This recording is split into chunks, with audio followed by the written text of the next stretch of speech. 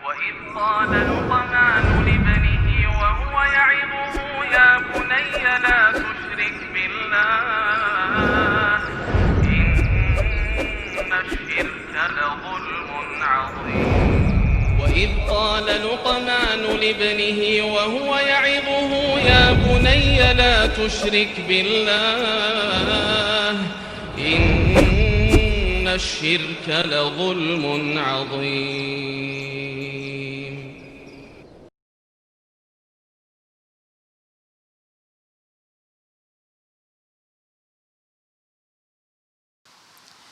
Assalamualaikum warahmatullahi wabarakatuh.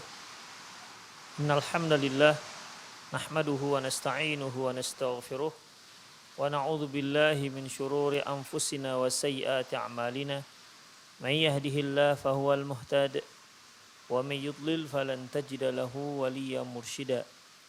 Asyhadu an la ilaha illallah wahdahu la syarika lah wa asyhadu anna Muhammadan 'abduhu wa rasuluh alladzi la nabiyya ba'dah.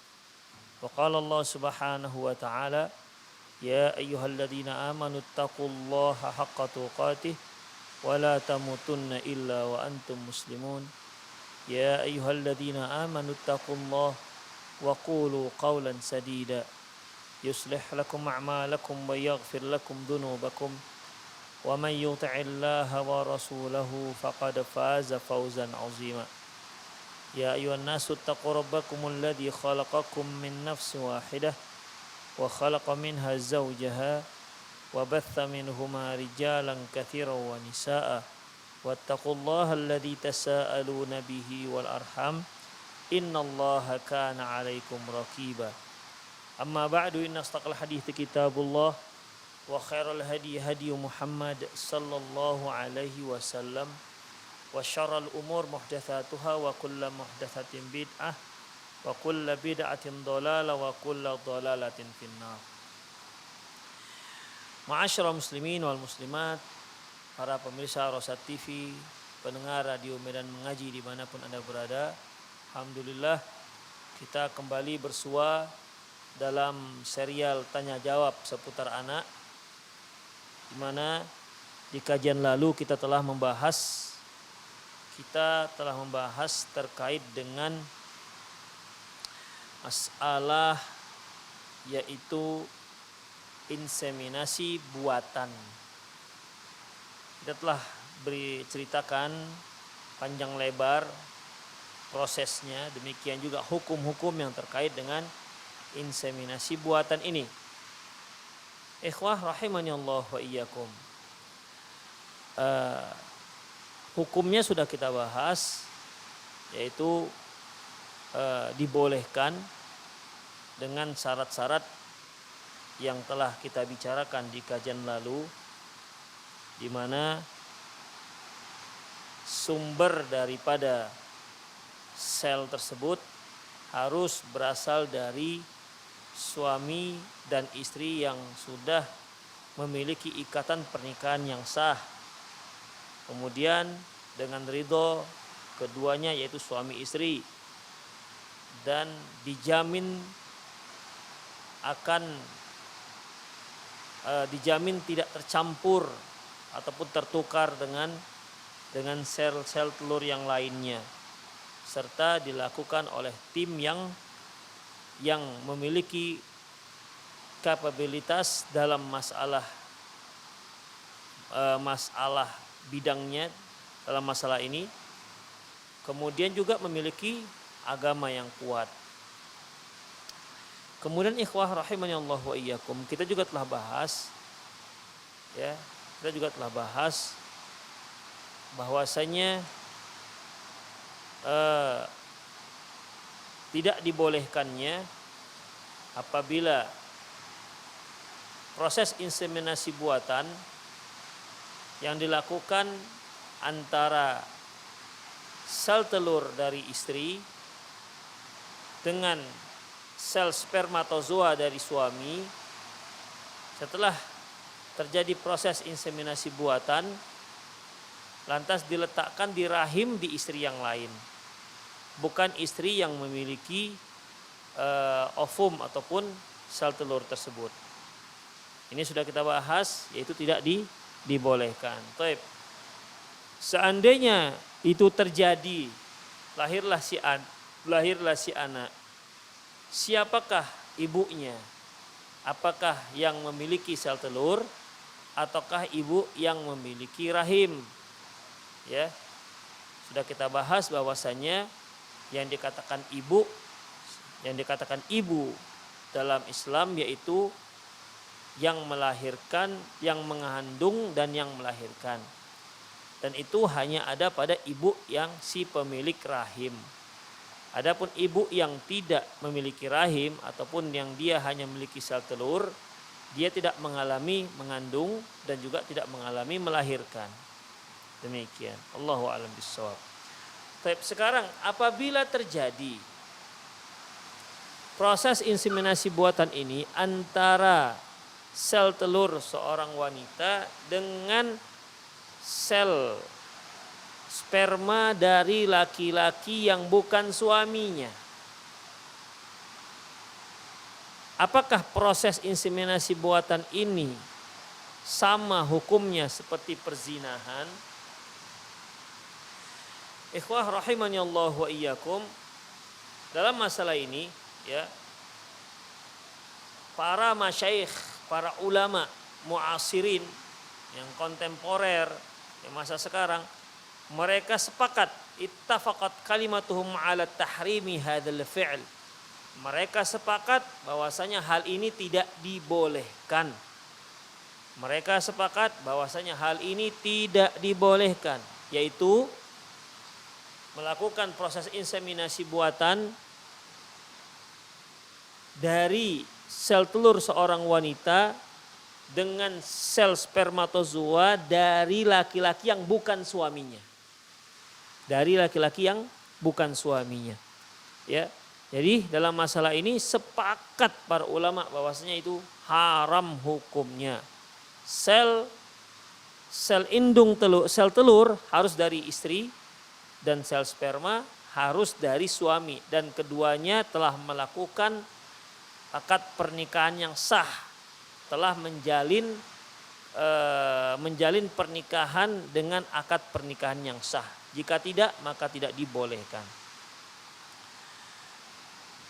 Wa in kana la yablugh fil hurmati darakataz zina al-haqiqi al-mubasyirah.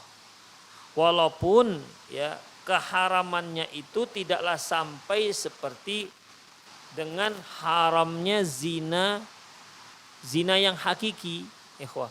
Zina yang hakiki yaitu dua orang yang bukan suami istri melakukan hubungan intim, ya, melakukan hubungan intim dengan masing-masing ridho, masing-masing sama-sama suka. Ini dikatakan zina, ya. Adapun inseminasi buatan ini, ya, itu tidak melalui hubungan suami istri, tapi dengan cara disuntikkan. Walaupun hukumnya haram, namun tentunya tidak sama hukumnya seperti perzinahan. Syekh Mahmud Saltut rahimahullah, beliau tegas mengatakan bahwasanya ya, proses seperti ini akan merusak, mengotori keturunan manusia. Dan itu tidak diragukan lagi. Dan itu artinya manusia itu telah disamakan sama seperti hewan dan tumbuh-tumbuhan. Memang ikhwah kalau kita lihat tumbuh-tumbuhan kan sering dipergunakan orang seperti ini, dilakukan seperti ini. Demikian juga hewan. Namun manusia tidak boleh diperlakukan seperti ini. Kalau itu diperlakukan terhadap manusia, berarti kita telah menyamakan manusia dengan hewan dan tumbuh-tumbuhan. Wa huwa fi nadhari syari'ati jarimatun munkaratun wa ithmun 'azimun. Dari pandangan syariat, ini merupakan kejahatan, kemungkaran, dosa yang sangat besar. Yaltaqi ma'az-zina fi itarin wahidin.